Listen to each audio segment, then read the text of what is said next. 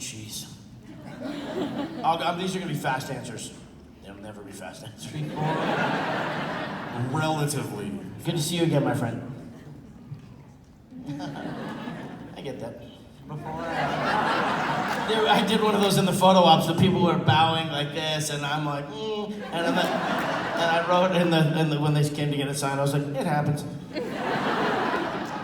Before I ask my question, I'd like to say thank you to my parents for allowing me to talk and get an autograph from one of my heroes. So. Thank you, Mom and Dad. That's beautiful. They want you to be happy. My question is, do you think Samwise is a true hero of Lord of the Rings? No. Flatly shuts down all of you saying yes. Let me ask you this question. If Samwise Gamgee was sitting here, and you asked Samwise, do you think you're the hero of the story? Do you think Sam would say, yes, as a matter of actual fact, Frodo, who did give up his immortal soul, was helpful. Those guys on the other side in front of the Black Gates, like, oh, that was nice of them. For Frodo. But I carried him up the hill. I pushed him in the thing. I got hit on the head by the little creepy thing. No, I do not think that Samwise Gamgee was the hero. Now, Tolkien said that he was the chief hero. That's his phrase. Samwise Gamgee was the chief hero. But, like, was there a petty officer hero? Was there a general hero? He was the enlisted hero. He was the enlisted hero. That's right. I agree with that. Frodo was the one who went to OC. He was sort of a captain, yeah. Thank you for that good, wonderful question. Thank you for answering. Yeah. Hello, Sean. Before I answer my question, I'd like to say Happy Father's Day and thank you so much for being here with us. Thank you. And I promise I'll keep this short. I really love Stranger Things, and I loved your character in season 2. And God, how much it made me cry at the end when your character died. So I have to ask you, during the production and the end of the episode, your final performance on episode 8, what was it like during the production when you got killed by the Demodogs? We were all. I'm going to answer the spirit of the first part of it. Your question, and everyone was really sad. Winona was really sad that I was leaving. I don't know if Hopper was so sad that I was going. But the Duffers were kind of, excited because they knew they were going to create a thing where a beloved character was going to get killed, and like that's what they do. Like my daughter said, "Dad, it's Stranger Things, somebody has to die." But they were genuinely like, we got along, and they're like, this is what happens. You have to say farewell. You have to say farewell. So it was sad, but it was, it felt like a great death and a privilege to be a part of the show. So, and I'm in good company with a lot of the people who've come and gone on that show. So, thank you for that question. Thank you so much. Yeah.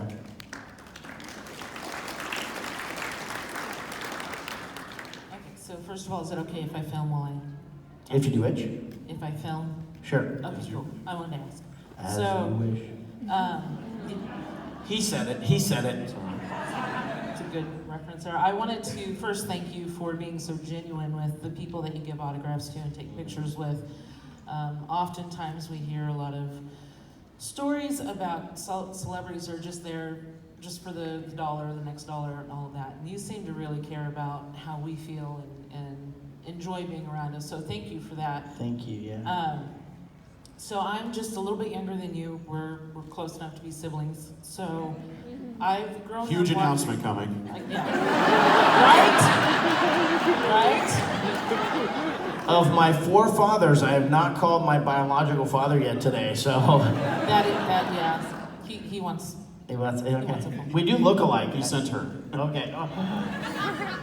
So anyway, I grew up watching a lot of the stuff like Encino Man and Goonies, of course, and all of those things. And all those characters, you played a very nice guy. And I've seen today and yesterday, you are a nice guy. So my question is, how was it having to play a not so nice guy on Big Bang Theory? Like, how are you such a jerk, and how did you get that inspiration? Well, that's your perspective. I don't think he was a bad guy at all. He just, knew he didn't have the talent to succeed without cheating. And so, he had every right to succeed, except for the not having the talent part. And I also just knew, as a fan of the show for 10 years, that he was playing, our characters were playing, Dr. Pemberton and I can't remember the other one, we were doing something really great for the audience, which is to be the last little barrier before he gets his Nobel Prize. And so, and I think anyone can tell that. The show, the genius of that show was that they, for 10 years, gave the audience what the audience wanted. They didn't try and break up the couples. They knew that people love the couples, so they let you just enjoy the quirks of their relationships. So you know he's going to get a Nobel Prize. You know it. If you don't think he's going to get a Nobel Prize, I don't think, you know he's going to get it. So to have these two knuckleheads come in, playing the fool, I think he was more of a fool than a baddie. And the nature of playing the fool is so great in drama, because you can just be kind of wide-eyed and you just know your place in the cosmology of that show. And to me, it was like so much fun. And it was a dream come true, literally an actual dreamed for years that I could get to go on that show and do something. So I was so glad I got to do it. Thank you. Yeah.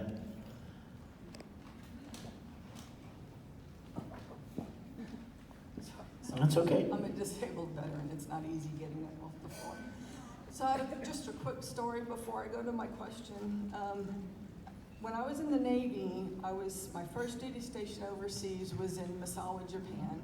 Where? Misawa, Japan. Oh, okay, sorry. They had 2 barracks, and in the front office they had 2 VCR players that piped into 2 channels into every room. When the credits would roll on one movie, you could call into the front and request the next movie. And I requested Memphis Belle so many times, I lost count at 80. And eventually people started complaining. And at some point in time, they told me the tape broke. My question is, with so many of the big names that were in that movie, with such a heavy subject matter, what was it like filming day to day with all of those stars, and what was your favorite memory? Yeah, wow. Well, what you just said will stay with me for the rest of my life. I mean, I've known that different movies have been played in Kandahar and just all over where the countries forward deployed, and I hear that soldiers and their families are like, oh my gosh, that Lord of the Rings meant so much to them, when they're out on patrol or somebody gets hurt or something like that. So the fact that in the Navy that you could do that and you did that just warms my heart so much. So thank you for your service to the country.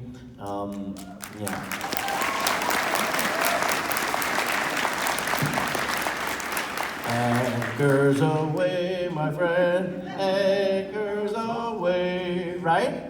Yeah, and Anybody filmed that? I would like. That's the Navy song. That's the beginning of the Navy song. And and then the army, sing the army. Oh, Hooray. I'm gonna start singing the Army song if you do that.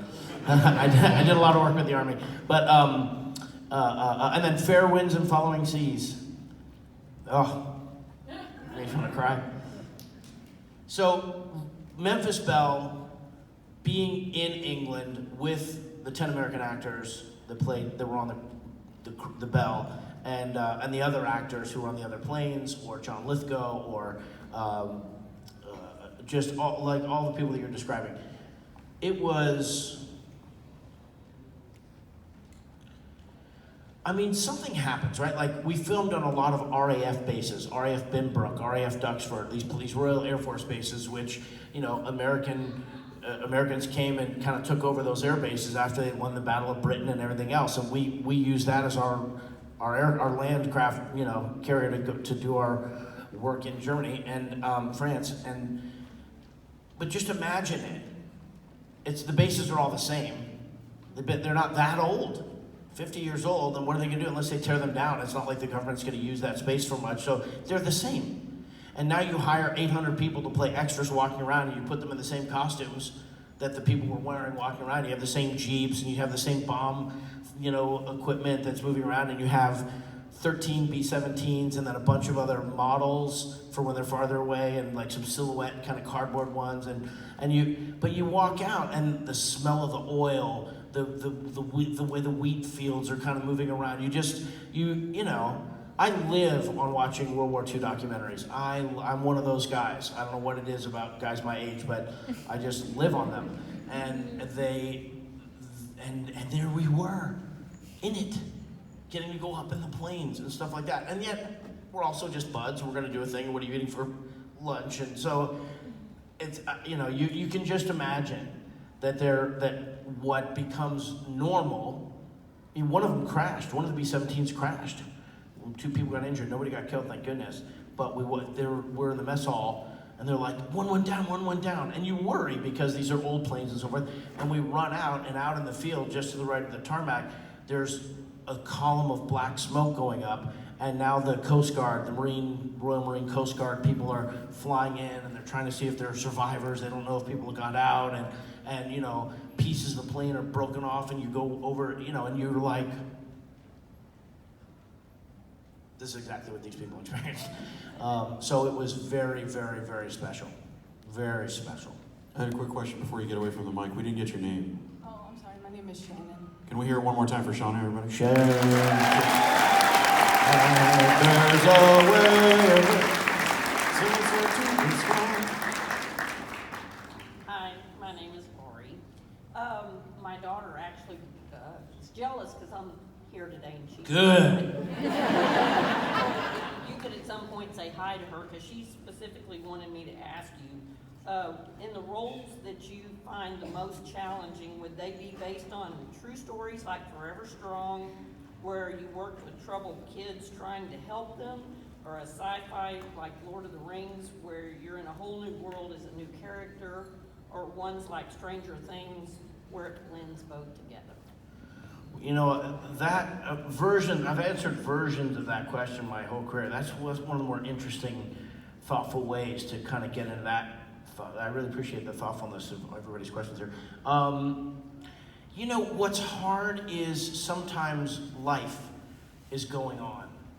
Something's going on with your family, something, you know, the flight landed late, you know, so you get to the set and doing that moment where you kind of lock into whatever in that spectrum of things. Usually, what you want to know when you're working on a project is like, what's the center of gravity of this movie? Every movie, even 50 First Dates, has it's a deceptively beautiful love story where he's got it's also a lot of inappropriate walrus jokes, but you want to know, like, what's my role here? What am I meant to be doing? What's the movie trying to say? What's the tone of it? And once you kind of feel what the center of gravity is, with Memphis Belle, we knew exactly why we were there and what we were doing. Sometimes there's just natural barriers. Sometimes it's just your ability to concentrate. You know, when you watched a movie, you stayed up too late, you drank, I don't know, whatever it was, but for some reason you're just like, it's just hard getting into your imagination. And where professionalism comes in is you just have to do it. So there's a moment before they call action where you sort of go, I'm totally ill-equipped to do this. I'm totally unprepared. I have absolutely no confidence or faith in what I'm about to do. And they say action, and you do it. And hopefully instinct and talent and, you know, experience or whatever can carry you while you get into the zone. And then once you're in the zone, nothing can knock you away. So I love doing real stories that are about historical figures. I feel just as reverential towards them, obviously, but even the animated stuff, I treat everything like it's important. Even the goofy stuff, you know? Anyhow, it's a great question. But we can tell that you do that too. Well, thank you. And your daughter's name? Sonia. Sonia! You said she was waiting to hear from me. Right. I love you!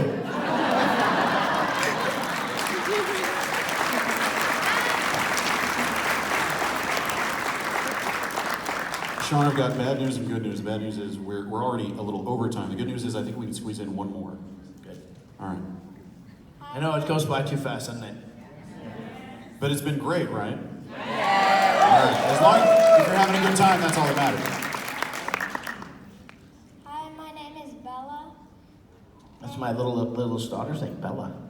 And You look like you should be in Stranger Things. This is her audition. Oh, good. You're hired. and I want to know what your favorite animal is, and my pets are named Shadowfax, Gandalf, and Sauron. And Sauron? Maybe keep an eye on You that. had me at Gandalf and Shadowfax. What flavor pet is Sauron? A dog? A cat? A cat, A cat. What color? black.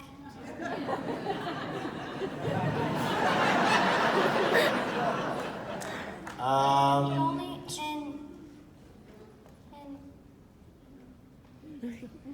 he only has one eye.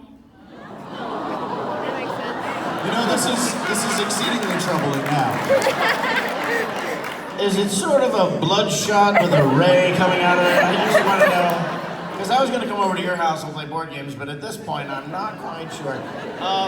We have 5 dogs, 2 cats, and a guinea pig named Olive, who's lived 3 times longer than the average age span of the. So my wife, who like meticulously cares for her and everything, looks at her every day. I'm like, you keep going, Olive, good on you. My favorite animal. So I have a charity called Run Third, the Run Third Alliance. We do after-school running programs for elementary school kids, and now I guess soon to be high school kids.